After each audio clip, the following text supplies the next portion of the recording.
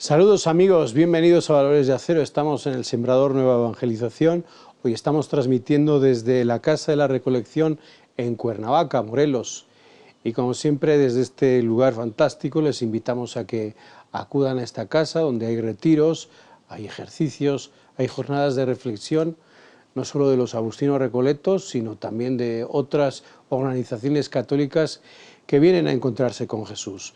Hoy este espacio, como siempre, pues es un espacio de reflexión, reflexiones en común, una puesta en común sobre pues, ideas y también sobre lo que vemos.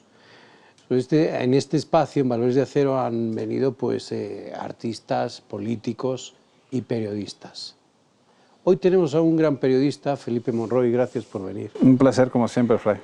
Felipe Monroy es director de la agencia Vida y Comunión. Él trabaja en 24/7, 7/24 en informativos y pues también es experto en información religiosa, asesor de comunicación en la Conferencia Episcopal Mexicana y también en la Arquidiócesis de México. Un buen amigo y un excelente comunicador. Muchas gracias. Felipe, la última vez que nos vimos en este programa, me acuerdo que fue después de la visita del Papa, semanas después, era el año 2016, ya ha llovido, ¿eh? Ya ha pasado un tiempo. Y volvemos otra vez aquí, desde el 2016 al 2020, ha habido muchos cambios en la Iglesia. Sin duda, se ha movido mucho. Observados en la Iglesia desde este tiempo, en este pontificado del Papa Francisco, ¿cómo crees que han sido beneficiosos, han sido vertiginosos o se han dado en el tiempo y forma? A ver, sí ha pasado mucho. En realidad, muchos esperábamos que pasara incluso antes. El Papa Francisco, desde que llega al pontificado, tenía en su corazón y en su meta la revolución de la esperanza, la reforma de las actitudes, el cambio institucional fuerte de una nueva dinamización del Vaticano, de la Santa Sede, y de la Santa Sede en relación con las demás iglesias, es decir, con todas las iglesias diocesanas, con las demás naciones. Y pues todos estábamos muy esperanzados de que este camino iba dando pasos muy acelerados. Estaba el Consejo de Cardenales, iba funcionando bien. Y bueno, del 2016 para acá, por desgracia, más bien se ha encontrado una serie de baches, ¿no? Que sí ha ralentizado un poquito todo este esfuerzo de reforma del Papa, pero que, pues a Dios gracias, todo parece indicar que el Papa, a pesar de estos bachecitos que ha tenido en el camino, no ha desistido en el proceso de reforma. El Consejo de Cardenales fue un poco tocado con lo del cardenal australiano. El tema económico se dejó un poquito de lado. La reforma en el área de comunicaciones ha marchado, pero también ha tenido un poquito de problemas en el camino. Natural, todos los cambios traen estas circunstancias.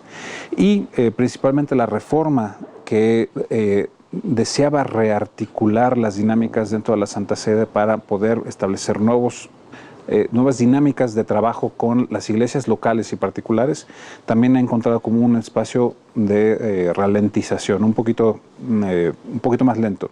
Por poner un caso, en los primeros trabajos pontificios, exhortaciones apostólicas, etcétera, cartas apostólicas, recuperaba mucha voz de la Iglesia en todas partes del mundo. Iglesia africana, Iglesia latinoamericana, Iglesia asiática. Y en los últimos 4 años ha estado un poquito recogiendo hacia adentro de la Iglesia en la Santa Sede cuáles son más bien los ejercicios que desde la Santa Sede necesitan aplicar las iglesias locales. El último año, del 2019, quizás ha sido el más decisivo, yo creo que para el pontificado no solamente de Francisco, sino para lo que viene, con una serie de motu propios que básicamente han transformado nuevas dinámicas preexistentes de la Iglesia de la Santa Sede con las iglesias locales. Y pues estamos en eso, estamos en un todavía prueba, ensayo, y esperamos que esta revolución de las actitudes y de la esperanza vaya pianito, pero siga conduciendo. Ya estamos en un año más del pontificado, estamos a unas semanas de que se celebre otra vez un año más del pontificado del Papa, y creo que aunque sí ha sido un poquito más lento, no ha desistido, y eso nos genera mucha esperanza a todos. Todos estos cambios y reformas, ¿crees que van en el camino de mayor comunión con el obispo de Roma? Esa es la búsqueda.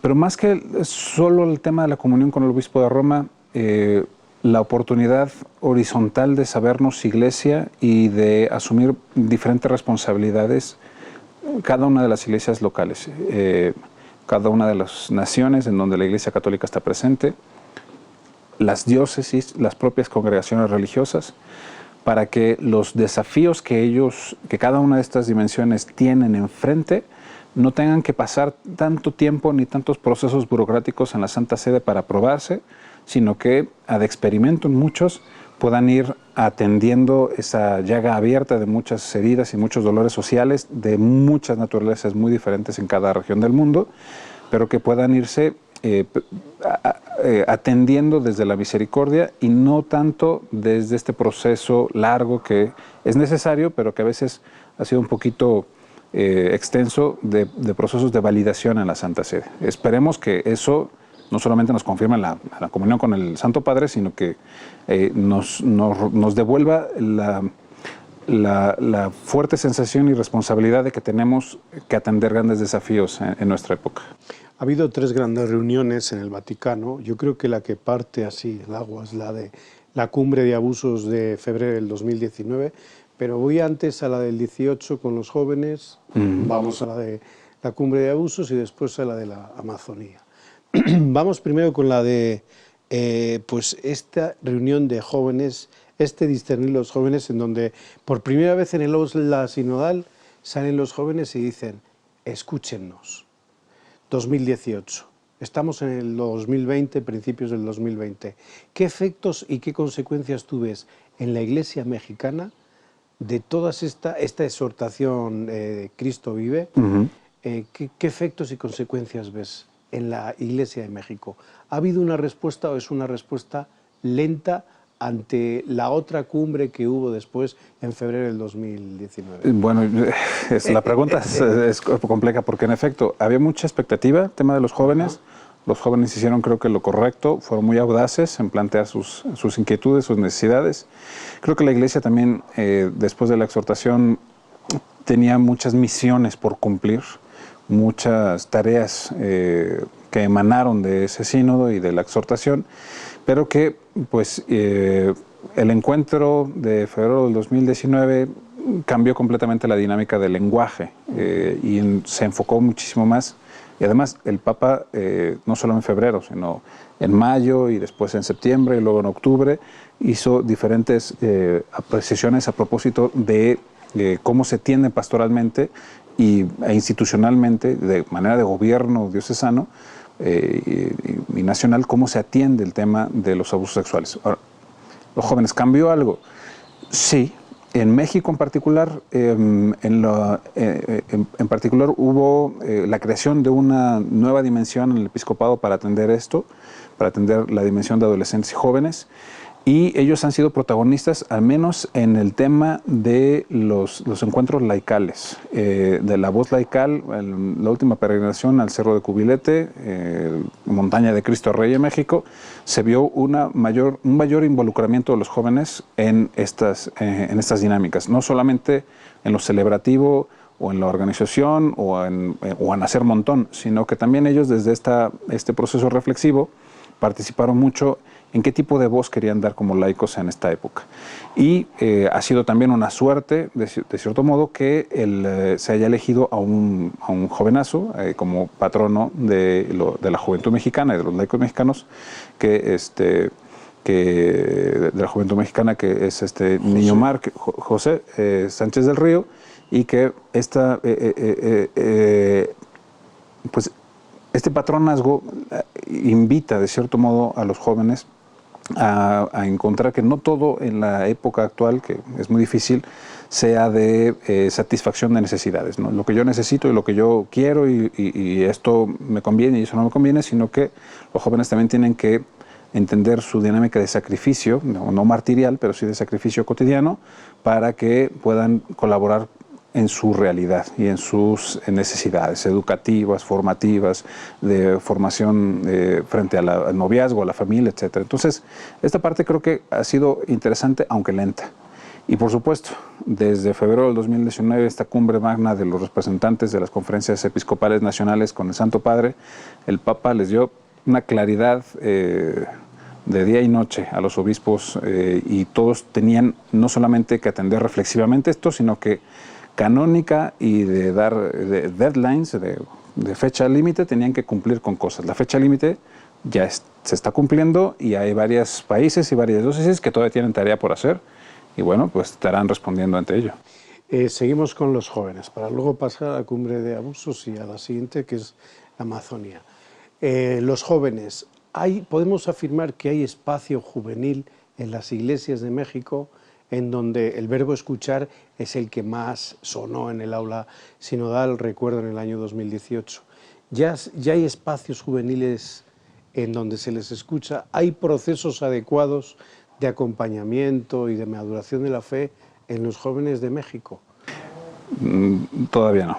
Es una tarea pendiente. ¿Qué es lo que ha pasado para que no haya estos, quizás es que va uno tras otro, es decir, va un sínodo, otro sínodo, es demasiada la información, hay poca gente en la Iglesia para cumplir todas las exhortaciones y las directrices del Papa? Sí, el Papa nos tiene a todos a marchas forzadas porque siempre hay muchos temas que atender.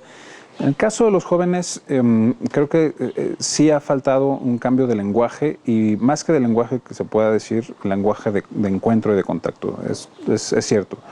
La escucha no es una práctica que hemos interiorizado en las diócesis, en las parroquias, ha sido muy lenta. También nos han sobrepasado, al menos en México, nos han sobrepasado otras urgencias. Pensamos que el tema de los jóvenes no es una emergencia tan grave, aunque está dentro de las principales inquietudes del episcopado mexicano, pero la violencia, la pobreza, la migración ha estado como más presente y eso nos ha orientado la reflexión de la Iglesia hacia ella. Y los jóvenes, como sea, parece que están bien, están sanos, hasta este momento parece no tener muchas dificultades ni muchas dolencias, entonces pues se ha dejado un poco de lado. Pero es verdad que en muchas diócesis y en muchos organismos o instituciones eclesiales, incluso congregaciones, no se han generado las dinámicas de escucha con esta sociedad. Una sociedad que ya no está hablando los mismos lenguajes, que tiene necesidades de otra naturaleza, que tiene resistencia al sacrificio de varios bienes, que también siente muchos miedos de perder cosas muy superficiales y que al revés no se da ni cuenta o prefieren no ver las verdaderas cosas que está perdiendo día a día. Vamos un momento con el equipo de Resumen AR, que está preparado para las 5 noticias más importantes de la Iglesia Católica y de los Agustinos Recoletos, y regresamos aquí con Felipe Monroy a Valores de Acero a través del Sembrador Nueva Evangelización, ESNE. Nos vamos ahora con ellos.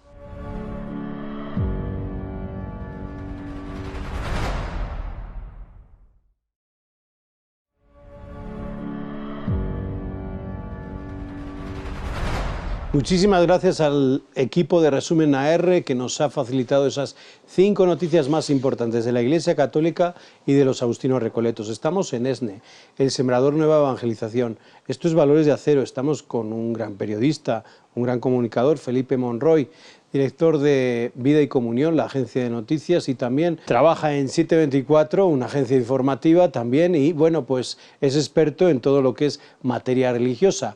Recordando un poco, en el anterior bloque del programa, pues nos estaba hablando de todo lo que es la exhortación juvenil, el sínodo de los jóvenes, 2018. Ahora vamos al 2019, después de la Jornada Mundial de la Juventud celebrada en Panamá, de la cual les contamos aquí todo lo que ocurrió. Pues ahí después, un mes después aproximadamente, se hizo la famosa cumbre sobre los abusos sexuales a menores por parte de los clérigos. Y ahí hubo pues una gran reunión de todos los presidentes de conferencias episcopales y también de víctimas. Hubo encuentro con víctimas. De todas esas conferencias que hubo y que pudimos seguir a través de Vatican News, porque bueno, realmente el sistema del Centro Informativo Vaticano ahí pues se portó muy bien, yo me quedo con la última de las ponencias de Valentina Larraqui, una gran comunicadora, Sin duda alguna. en donde nos invitaba a dejarnos aconsejar, a ser aliados, a no esconder.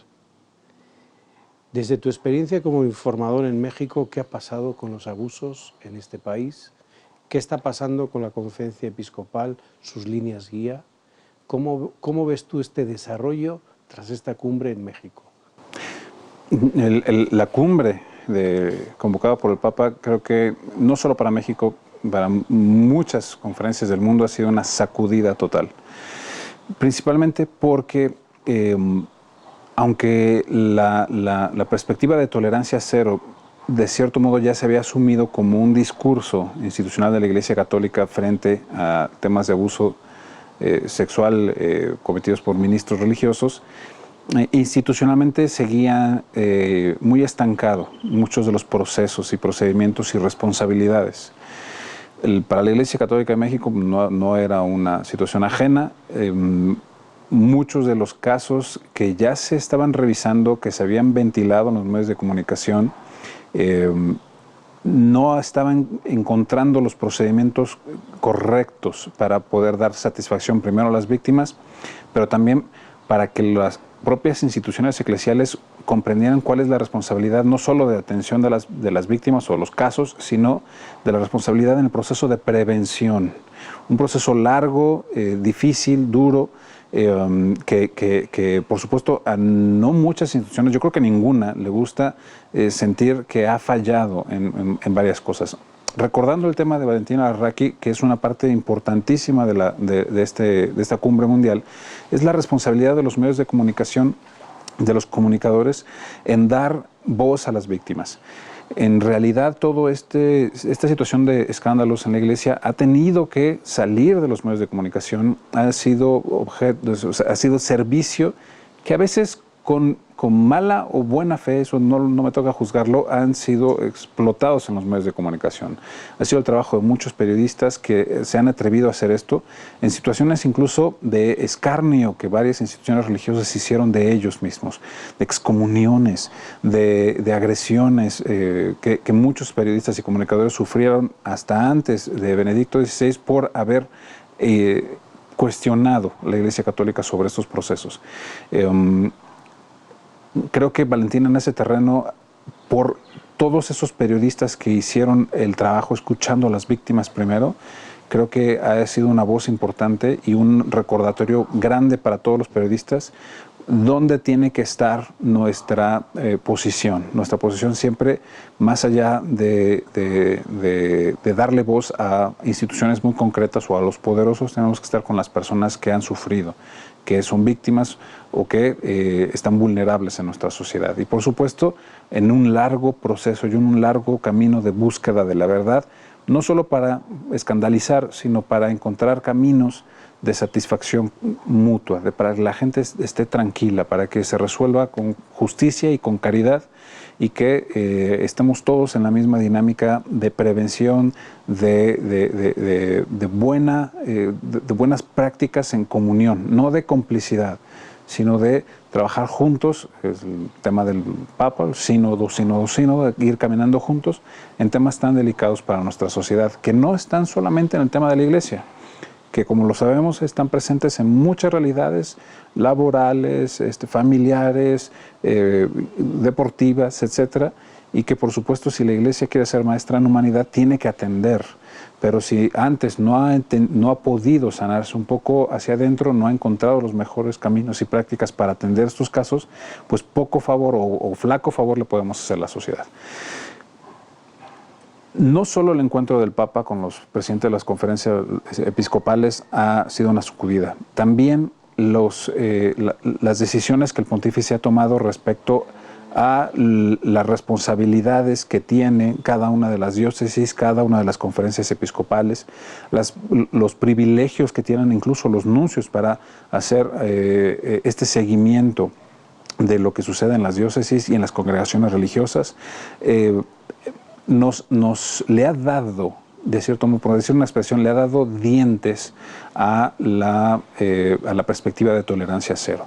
No se trataba solamente de dar discursos, sino que estos discursos se convirtieran en actos muy concretos, en responsabilidades muy concretas para satisfacción de las víctimas y para satisfacción también de la Grey católica, que a lo largo de estos años nos hemos sentido muy avergonzados de lo que ha sucedido dentro de la Iglesia, y que por supuesto necesitamos recuperar la confianza y trabajar a favor de una Iglesia que pueda dar servicio a las personas que realmente lo necesitan. En esto CEPROM, el Centro de Prevención al Menor, capitaneado por el padre Daniel Portillo, al que saludamos desde aquí, está haciendo una gran labor de asesorar a las comisiones diocesanas, no solamente de México, sino de toda Latinoamérica. ¿Es suficiente esta prevención, estos talleres de prevención, o hay que ir, yo creo, más al núcleo familiar? Hay que hacer convenios con instituciones como Derechos Humanos, incluso la UNESCO, para meterse en la familia y en la educación. Es decir, tú como comunicador, ¿cómo ves que la Iglesia en este momento es la que está proponiendo alternativas para atacar este fenómeno del abuso sexual al menor? Pero hay otras instituciones que como que se han quedado muy en silencio, señalando solo a la Iglesia Católica y no han hecho nada más. Es un hecho, por desgracia, quizá ninguna institución, por desgracia, insisto, ninguna institución fuera de la Iglesia ha estado caminando. La Iglesia lo ha estado haciendo lento un poco, sí, es natural, es una gran institución, las grandes organizaciones se mueven lento, es una de sus naturalezas, pero se está haciendo algo. No hay ninguna otra institución que tenga un consejo ya no digamos operativo, sino al menos nada más reflexivo sobre cómo se puede prevenir los abusos sexuales, no solamente contra menores, sino contra también personas vulnerables en diferentes circunstancias, por parte de alguna autoridad o algún responsable o alguien que tiene poder encima de otras personas. No sucede en los colegios, no sucede, en la Secretaría de Educación Pública en México no lo ha hecho, no sucede en algunos otros espacios donde están personas vulnerables, en centros de cuidados paliativos o personas con discapacidad. No se ha estado atendiendo y es una lástima. La Iglesia ahí va, la Iglesia mexicana con el Centro de Protección al Menor, con Daniel Portillo, va. Sabemos que hay resistencias. Él mismo ha expresado lo difícil que ha sido convencer de lo positivo que es realizar este examen de conciencia, dolernos mucho de lo que tenemos todavía, tratar de asistirlo. No se puede reparar, pero al menos se puede auxiliar y atender en muchas de estas dimensiones, dar satisfacciones a las víctimas, a la Grey escandalizada, y por desgracia eso, hay todavía muchas resistencias que esperamos que en el paso del tiempo puedan irse librando. Pero ¿por qué es importante que la Iglesia atienda esto? Y no solamente para adentro, no solamente para que dentro de la Iglesia estemos pulcrérrimos, que nunca lo estaremos, y nos jactemos desde dentro, desde nosotros sí lo hemos hecho, ustedes no, sino porque si entendemos bien este tipo de procesos, esta naturaleza humana, estos desafíos sociales y culturales, creo que se puede dar más servicio en aquellas instituciones donde hace falta. Y una en donde evidentemente supera a cualquier tipo de organización gubernamental, asistencial, etcétera, es la familia. Y ahí es donde ocurren muchos de estos casos, muchos abusos, muchas circunstancias muy terribles, y no hay a la fecha nadie que los auxilie, que los oriente o que les diga que han pasado por ese mismo camino y cuál puede ser el mejor camino para encontrar la reconciliación y la paz después de estas heridas. Y bueno, eso yo creo que es uno de los grandes esfuerzos que la Iglesia Católica de México tiene, no solo para limpiarse ella, para ver de qué manera puede ayudar a los que también lo están padeciendo. Se trataría de crear puentes, ¿no?, entre las instituciones. Otra cosa, Felipe, 2019, febrero, pero nos vamos a octubre, el famoso Sínodo de la Amazonía. Mucha expectación. Al final es, como dice el Papa Francisco, miren, les invito a una conversión ecológica, a un cuidar la creación. ¿Por qué se disparan estas fake news, ¿sí? Estas falsas noticias se disparan, o por qué se descentra el sínodo en lo que son los diáconos, el celibato opcional. ¿Por qué ocurren estas cosas? ¿Qué interés hay por debajo? No, creo que es un fenómeno natural, sociológico, en donde nos gustan las certezas de toda la vida. Nos gusta como sociedad que las cosas que son negras permanezcan negras, que son blancas permanezcan blancas. Si el cura es soltero, que sea soltero. Que las mujeres no deben oficiar ministerio, que no lo hagan. Aunque en la práctica y por diferentes necesidades ha sucedido casos excepcionales. Ahora bien, el tema de la Amazonía tan traído, llevado, manoseado, vapuleado, escandalizado de todo, creo que es justamente un intento, no un intento del Papa, una respuesta del Santo Padre justo a lo que decíamos al principio. Este pontificado, quizá como ningún otro, ha tratado de dar voz a las iglesias locales, a la realidad que sucede en cada una de estas dimensiones. Una de ellas preocupante para el Papa es el tema justamente de la Amazonía, del cuidado de la tierra, de la ecología, de la economía ecológica, de la economía humana, que necesitamos recobrar una economía cristiana, y justo esas preocupaciones del Papa, pues quería escucharlas, más que decir qué tenían que hacer y si tenían que cambiar ahora del blanco al negro. Más bien quería reconocer cuáles son las verdaderas voces que se están vertiendo en una iglesia tan particular como la de Sudamérica, en esta parte selvática. Y creo que todos nos fuimos con una gran riqueza, y eso es quizá la mejor enseñanza que nos ha dejado este sínodo, que esas voces nos enseñan. No son un magisterio pontificio, pero nos enseñan cuáles son los retos que tienen, cómo han logrado superar algunos y qué desafíos ven culturales hacia el futuro. Y nosotros, al escuchar esas voces, nos volteamos a nuestro alrededor, nuestra propia realidad, y vemos de qué manera colaboramos o no en también atender las mismas preocupaciones que tienen otras iglesias en otras regiones del mundo. Muy bien, Vida y Comunión. Vida y Comunión Noticias es un portal de información religiosa, vcnoticias.com. Allí estamos intentando hacer lo que el Papa le ha pedido a los medios de comunicación. Buscar la unidad antes del conflicto, proponer con una mirada amplia en el tiempo los espacios que tenemos y, por supuesto, no caer en estas tentaciones de hablar mal de los demás, sino ver de qué manera podemos construir una buena iglesia y bien informada y plural. Felipe, aquí tienes tu espacio. Muchísimas gracias. Muchísimas gracias. Saludos a toda la gente de Vida y Comunión. También saludos a ustedes. Nos despedimos hasta el próximo programa, deseando, como siempre, la mejor de las bendiciones en sus casas, en sus familias, especialmente a los enfermos, a los que nos ven, y siempre sintiendo la protección de nuestra Madre Guadalupe. Hasta la próxima.